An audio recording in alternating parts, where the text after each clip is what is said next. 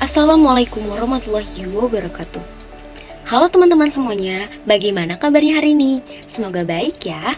Sebelumnya, izinkan saya untuk memperkenalkan diri terlebih dahulu. Perkenalkan, nama saya Nabila Fitro. Saya merupakan salah satu siswi dari kelas 10 Akuntansi Keuangan Lembaga 1 di SMK Negeri 2 Kota Bekasi dan bertempat tinggal di Kota Bekasi, Jawa Barat.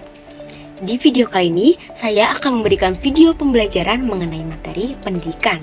Judulnya adalah Pendidikan Etika sebagai pilar utama pembentukan karakter. Apa sih pendidikan karakter itu? Pendidikan karakter adalah proses yang bertujuan untuk membentuk kepribadian, baik melalui pengembangan nilai-nilai moral, etika, dan perilaku yang positif. Terdapat perbedaan dan antara tiga jenis ini loh teman-teman. Yang pertama, mengenai perbedaan etika, dan moralitas.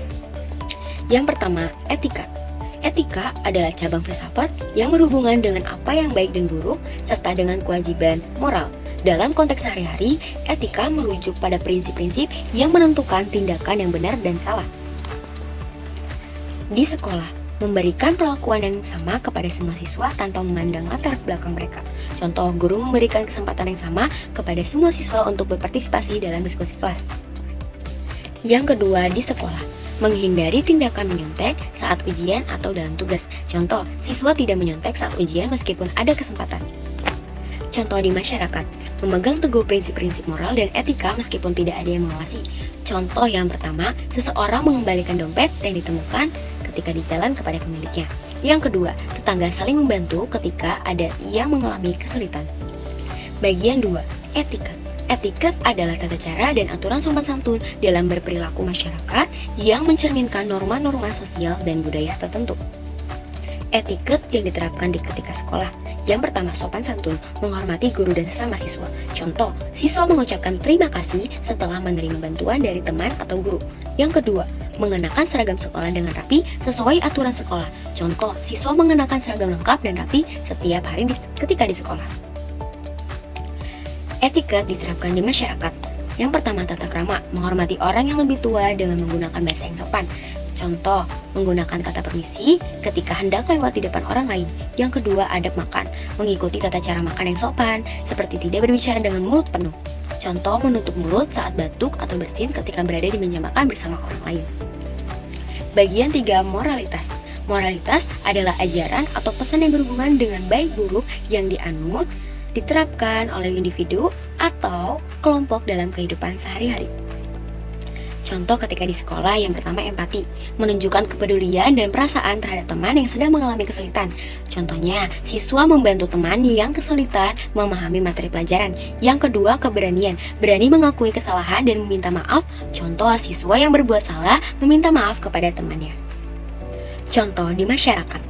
Yang pertama, gotong royong, bekerja sama dan saling membantu dalam kegiatan sosial. Contoh, warga masyarakat bergotong royong membersihkan lingkungan sekitar. Yang kedua, kejujuran, bertindak jujur dalam segala situasi. Contohnya, pedagang tidak mencurangi timbangan saat berjualan di pasar. Jadi, ketika kita sedang berjualan di pasar, kita tidak boleh mencurangi timbangan agar kita tetap berperilaku jujur dan berjualan dengan baik.